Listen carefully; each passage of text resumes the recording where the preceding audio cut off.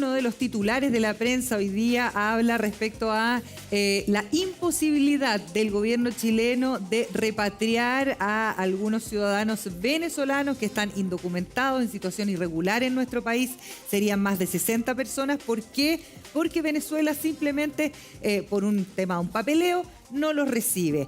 Esta no es una situación nueva, Eduardo, y a todos nuestros televidentes. Esto ya había ocurrido en ocasiones anteriores, pero uno se pregunta qué pasa con estas personas. Muchas de ellas son infractoras de la ley. Esas personas tienen que quedar en la cárcel en Chile, quedan libres. ¿Qué es lo que va a ocurrir precisamente con esta política migratoria de nuestro gobierno? Es lo que vamos a conversar con Juan Pablo Ramaciotti, director ejecutivo del Centro de Políticas Migratorias, que se une a nuestra mesa de actualidad. ¿Cómo estás? Muy buenos días, bienvenido. Hola, bien. Bienvenido. Muchas gracias. Primero preguntarte un poco, Juan Pablo, por esta situación, porque yo no es la primera vez que tenga recuerdo de un avión que sale con personas que pueden ser infractoras de ley, que no tienen situación regular en nuestro país y que no son recibidas simplemente por Venezuela. Esto no es la primera vez que pasa. Sí, es complejo. Requiere un nivel de gestión y de coordinación no solamente interna, que es una logística que es difícil y que eso también dificulta que las expulsiones se puedan realizar de manera rápida y quizás con cifras mayores a las que uno esperaría a veces cuando se necesita aumentar el nivel de expulsiones, pero también el nivel de gestión a través de las cancillerías y con instituciones de los otros países requiere esfuerzo de coordinación que no siempre es tan ¿Pero qué pasó? fácil. ¿Aquí falló nuestra Cancillería? ¿Simplemente Venezuela se niega a recibir a esta gente? Lo que dijo el director de Migraciones es que se hizo todo bien en Chile y que hubo un permiso desde la Institución de Aeronáutica Civil de Venezuela que no llegó a tiempo. Yo no tengo detalles más allá de las declaraciones, pero claro, uno lo que esperaría acá es que para las expulsiones que vienen haya suficiente nivel de coordinación y que esos plazos se puedan anticipar. Mira, información que está hoy día en las últimas noticias. Lamentablemente este vuelo que tenía que partir mañana, viernes a Venezuela, llegaba hoy día el charter y partía mañana, no fue autorizada, razón por la cual como gobierno vamos a hacer gestiones al más alto nivel diplomático para resolver este problema. Es algo en lo que no podemos renunciar y en lo que vamos a persistir. Esto dijo la ministra de Interior, Carolina Toá. Sí. Después, posteriormente, se supo de este documento que no llegó el visto bueno y no se sabe a ciencia cierta, no sé si habrá algún antecedente nuevo, si alguien desde acá no hizo el documento que tenía que hacer o se hizo el documento y no fue recibido. Entiendo yo que esa autorización de una otra manera es, podríamos decirlo, unilateral. Es decir, se le solicita y uno depende que esa autoridad responda. ¿Qué es lo que ha ocurrido? Y ha sido un argumento no solo de este Ministerio del Interior, sino que de varios subsecretarios anteriormente, que nunca hay esa respuesta desde Venezuela. O sea, Venezuela no lo recibe, ¿no? Es que es fácil, po. ¿Para qué vaya a recibir a gente que tiene problemas? En definitiva, ahora, se apresuraron políticamente... a decir las Yo creo que hubo autoridades de las gobierno... mejores intenciones, pero sin estimar que hay una contraparte que no es tan rápida, podríamos decirlo así, pero Mario, aquí hay que consensuar que la voluntad no basta, la intención no basta. Aquí claramente la Cancillería tiene que hacer gestiones, el embajador en Venezuela tiene que hacer gestiones para que el gobierno venezolano haga y expida esas autorizaciones. Un avión no puede salir de aquí sin esa autorización y por lo tanto, ¿quién es nuestro representante en Venezuela? Es el embajador. Recuerden otro incidente que con Argentina ocurrió harto. La empresa Conviasa tuvo un gran problema con Argentina, donde estuvo involucrado Estados Unidos por unos viajes también de unos pasajeros iraníes. Sí, claro. Entonces aquí se combinan varias cosas de política de alto nivel, donde el tema no es tan fácil, podríamos decirlo. Pero claro, el tema es que la voluntad no lo es todo, sino que hay que tener eficiencia y efectividad para estas cosas. Estamos con Juan Pablo Ramaciotti, director ejecutivo del Centro de Políticas Migratorias. Ha dicho, Juan Pablo, el director del Servicio Nacional de Migración, Luis Eduardo Taller, refiriéndose a los motivos por los cuales estos 60 venezolanos no pueden viajar hasta su país de origen. Y él dice que la autorización de apertura del espacio aéreo otorgado por el Instituto Nacional de Aeronáutica Civil de Venezuela no se entregó de forma oportuna, es decir, nosotros no lo enviamos, sería tema nuestro. No llegó el permiso, dijo. Lo que ocurrió efectivamente es que no llegó oportunamente, pero no hay en el fondo que el gobierno venezolano haya dicho que no al vuelo. A eso es lo que te decía yo. Salieron rápidamente a decir no es que el gobierno venezolano se esté negando, como de alguna manera exculpando al gobierno venezolano. Pero yo me pregunto, porque hay también aquí un tema con la oposición ahora que se está yendo encima al cuello a todos ellos. ¿Hay realmente, a ver, saben cómo se hacen las cosas? ¿Hay negligencia en el actuar? ¿Cómo es posible que tengamos 60 personas? Con lo que cuesta esto además para el Estado, contratar un charter, avión, poner personal de la PDI, hacer todo este trámite. Y son seres humanos, más allá de que, son seres humanos que también tienen una dignidad que se debe preservar. ¿Y que pase este tipo de cosas? Sí, bueno, pero como te decía antes, la complejidad de las expulsiones es mucha, entonces tienen que confluir una serie de factores para que la cuestión se concrete de buena manera.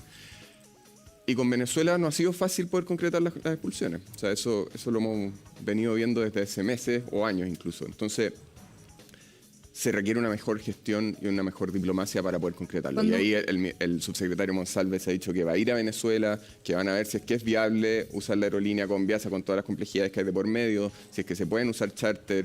Al parecer los vuelos comerciales son una opción más fácil.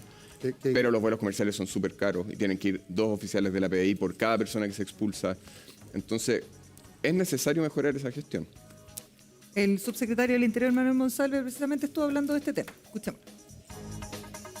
Lo que faculta a la Policía de Investigaciones a mantener detenidas a esas personas por un plazo máximo de 5 días. Si en esos 5 días no se ha ejecutado la expulsión, la ley obliga a la Policía de Investigación a dejarlas libres. La ley dice que tienen que ser liberados. Por eso es que todo el esfuerzo que estamos haciendo de reponer diálogo diplomático, de tener conversaciones en materia de seguridad, de proponerle formalmente acuerdos al gobierno venezolano, de gestionar, ir presencialmente a reunirnos con ellos, es muy importante para que lo que queremos hacer lo podamos no solo decir, sino también efectivamente hacer. Y eso requiere, como digo, estos acuerdos con las autoridades venezolanas. Espero hacerlo antes del 15 de diciembre. El embajador Gamuri, que es nuestro embajador en Venezuela, está a cargo de hacer las gestiones para que esa reunión presencial se concrete allá en Venezuela. Yo te quiero preguntar a raíz de estas declaraciones del subsecretario del Interior y además de declaraciones del director nacional de Migraciones, Luis Taller, que dice, no, acá después de este incidente ninguno de los expulsados va a quedar en libertad. Pero yo leo de las palabras de Monsalve que no, porque pueden quedar en libertad después de 5 días. ¿Qué va a pasar con esto? La ley migratoria es bastante clara, establece un plazo fatal. Si es que la expulsión no se concreta dentro de un plazo de 5 días, esas personas tienen que ser dejadas en libertad. Aunque hayan hecho un delito. Es que hay personas que pueden estar hoy día detenidas en prisión preventiva, y eso hay que distinguir, y hay otras personas que se les detuvo específicamente para este hecho. Claro, a esas personas que se les detuvo para este hecho, para la expulsión, claramente no se les puede mantener detenidos por más de 5 días. Pero hay personas que hoy día podrían, de los expulsados, no tengo la lista, pero podrían estar en prisión preventiva, podrían estar cumpliendo una pena y lo están expulsando. Esas personas van a volver o debieran volver al centro de detención donde a están. Cumplir la pena a la que han sido castigados. Claro. Como sucedió con este sujeto que está imputado por el tema de la granada a la carabinera la semana pasada, ¿recuerdan ustedes? Claro. Ellos habían sido expulsados, volvieron irregularmente, fueron detenidos por esta situación y entró de inmediato a cumplir la pena que se había sustituido por la expulsión. Uno de esa persona no va a quedar en libertad. Ahí es donde yo tengo un enredo. Yo ayer tuve la oportunidad de conversar con el ministro Guillermo de la Barra y, por ejemplo, es tan complejo el tema migratorio que para traer a una sola persona, que es importante para la justicia chilena, como es el autor material del crimen de Víctor Jara, se han cambiado las fechas 2 o 3 veces. Se dijo que se iba a traer el 28 de noviembre, ya se cambió la fecha y el vuelo supuestamente va a salir el jueves 29 para llegar el viernes 1 a Santiago. Y así un poco eso demuestra que no es solo una situación de un país chico con otro país chico, sino que a veces, como dice muy bien acá, la complejidad o la cantidad de conexiones, de coordinaciones que hay que hacer es el trabajo fino para que no pasen estos bochornos, en definitiva. Pero hay un enredo, porque si yo digo, voy a sustituir, por ejemplo, la pena de cárcel o prisión preventiva y lo voy a expulsar, lo voy a mandar de vuelta a Venezuela, no lo reciben, tiene que volver, ¿estoy segura que va a volver a la cárcel? Debiera volver porque está cumpliendo una pena. Y por lo tanto, si es una expulsión por vía judicial, debería volver a la cárcel. Ya.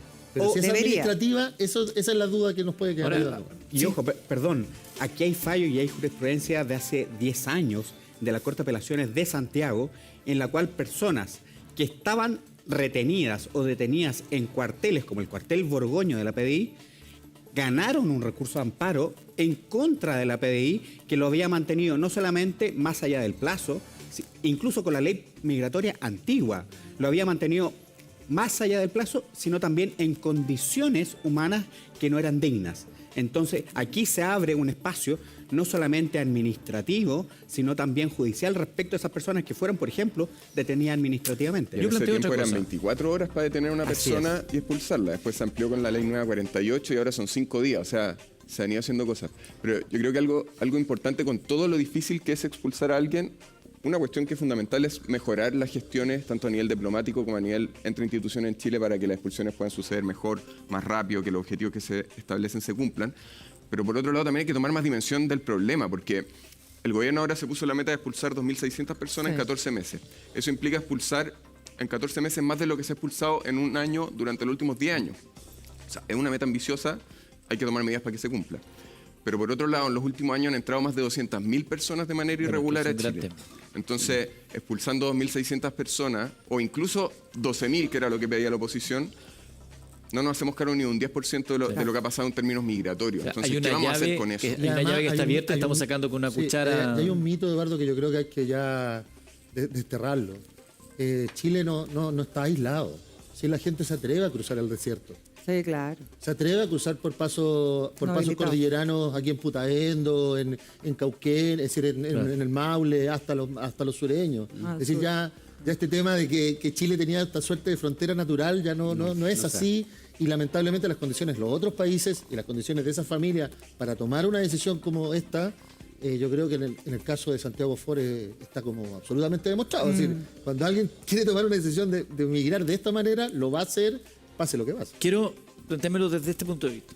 Usted que está en su casa, nos enteramos aquí a lo mejor que es muy difícil expulsar a una persona, que son muchas las agencias que se tienen que coordinar y que hay mucho papeleo que se tiene que establecer.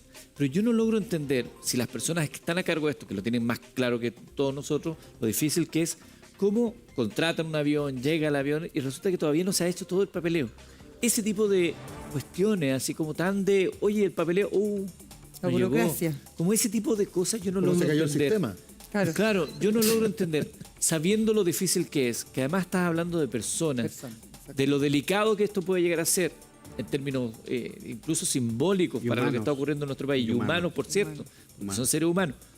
Así todo, una desprolijidad para que no llegue un papel, bueno, y veamos, está el avión ahí parado todavía, eso tiene un costo, evidentemente, un avión arrendado. Esa desprolijidad. Sí, ¿Qué se puede decir de eso? Cuesta entenderlo. Y yo creo que eso también da cuenta de dos grandes cosas que uno esperaría que pasaran. Uno, que se tomen las decisiones correctas, pero otro, que también las decisiones puedan ser implementadas. Y eso en general, en distintos ámbitos, uno ve que es súper difícil. Y uno puede tomar muchas decisiones de qué hacer respecto a la migración. Pero si no somos capaces institucionalmente de que esa cuestión suceda, o sea, si uno decide expulsar a tanta gente, si uno decide regularizar a tanta gente, si uno decide que va a tomar medidas para que los CEFAM, los colegios, etcétera, tengan más cupos para recibir a la población migrante y también que los chilenos tengan acceso a esos servicios, no basta con decidirlo. Entonces, hay un tema de decisión, pero también de cómo nos vamos haciendo cargo de las que pasen. Siempre decimos que Chile tiene un problema y tiene largos kilómetros de fronteras, claro, algunos está la cordillera, pero en otro lado está permeable. Ahora, no somos el único país del mundo que tiene este problema, ¿no? Todo el planeta tiene la tiene presión migratoria, que hoy día es una cuestión a nivel global. Ni hablar de lo que está pasando en Estados Unidos, en Italia, Europa tiene un temazo con eso. Entonces, no sintamos primero que somos un país señalado por la desgracia porque hemos tenido que recibir a muchos migrantes en corto tiempo. Dicho eso, ¿cómo se soluciona esta cuestión a largo plazo? Porque en marzo la ministra Toá hablaba de que 55.000 millones de pesos costaría sacar de Chile a 20.900 extranjeros con orden de expulsión. Lo decía en marzo de este año la ministra Toá. O sea, es mucha plata. Pero por un lado es el tema plata, por el otro lado es de cómo hacemos que aquel que quiera venir a Chile lo haga por los lugares que tiene que hacerse para que sepamos quién es, cuáles son sus antecedentes. Tenga sus papeles. Y no sea la cueca en pelota. Sí. Mira, yo creo que lo primero es eso. O sea, hoy día en general en el mundo hay distintos lugares donde, sobre todo crisis humanitarias, políticas o incluso guerras, han generado movimientos masivos y ante eso es muy difícil que un país pueda responder de una manera ideal porque no hay una solución perfecta. Entonces, uno ve lo que pasa en el Mediterráneo con algunos países en Europa, uno ve lo que pasa en Estados Unidos con los desplazamientos que hay desde Centroamérica o ahora incluso desde Venezuela y Haití. Lo que está pasando en Gaza. Lo que está pasando en Gaza. Y hoy día en Latinoamérica Chile es un país que recibió un porcentaje muy importante de población venezolana, sobre todo, pero también está pasando eso en otros países, y hay países donde el número es mayor, o sea, Perú, Ecuador, Colombia, etc. Pero eso no quita que los impactos de la migración puedan afectar la vida de las personas. ¿Ustedes han hecho alguna propuesta, alguna idea de cómo se puede enfrentar este proceso migratorio a nivel de frontera? Mira, nosotros en el Centro de Políticas Migratorias tratamos de abordar generando no solamente demandas, sino también soluciones. Tratar de ayudar a que el gobierno pueda hacer mejor su trabajo y que también se puedan generar más consensos, que en este tema es difícil, porque es un tema que tiende a polarizarse. Entonces, ¿cómo vamos encontrando caminos para avanzar? Y nosotros creemos que, por un lado, hay ciertas medidas que son importantes, como las expulsiones, y que si decidimos expulsar a X número de gente, eso se puede hacer bien. Pero por otro lado, ¿qué pasa con la integración de las personas que no están cometiendo delitos, que están trabajando informalmente y sin papeles, que vienen de una crisis, que eso es distinto a una persona que está en un contexto normal y decide emigrar irregularmente? Ahí podemos ser mucho más duros, pero una persona que viene de una crisis a veces no le queda alternativa. Entonces, ¿qué vamos a hacer con ellos? Porque si tenemos a 200.000 personas viviendo sin papeles en Chile, que no somos capaces de expulsarlos ni aunque queramos, esas son personas que están más excluidas, que van a trabajar informalmente, que eso también afecta a la seguridad, que eso también afecta a la convivencia. Entonces, van a recurrir al sistema público de salud sí o sí. Y es un problema para esas personas, pero también para todos los demás que vivimos en el país. Claro. Entonces hay que tomar decisiones y ahí nuestra propuesta es que se regularice con requisitos. Juan Pablo, súper corto y para despedir este tema, y gracias por estar aquí.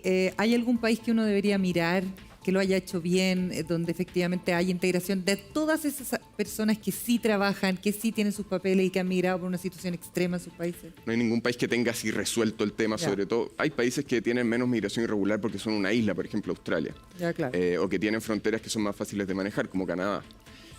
Pero hay experiencias, sobre todo cuando uno está frente a movimientos de desplazamiento masivo por crisis, en que se ha optado por regularizar, pero con requisitos, personas que se inscriban, que no tengan antecedentes penales, que tengan vínculo familiar en el país o que estén trabajando en el país, aunque haya sido informalmente, y poder formalizar eso. Ahora, un dato, esta semana salió un estudio de que la población venezolana en Chile está aportando, el 2022 aportó cerca de 400 millones de dólares. Y que si se regularizan podrían ser 100 millones. Estamos hablando de la economía del país. A la economía del país. El movimiento económico. Entonces, no es menor. La regularización, obviamente hay gente que hoy día es una amenaza a la seguridad, es una minoría, pero es importante y eso afecta a la vida de las personas. Esas personas hay que expulsarlas, tienen que cumplir las condenas que correspondan, pero el resto de la mayoría de las personas migrantes pueden aportar más y podemos responder mejor. No podemos meterlo a todos en el mismo saco. Juan Pablo Ramacchiotti, director ejecutivo del Centro de Políticas Migratorias, muchas gracias por estar con nosotros esta mañana.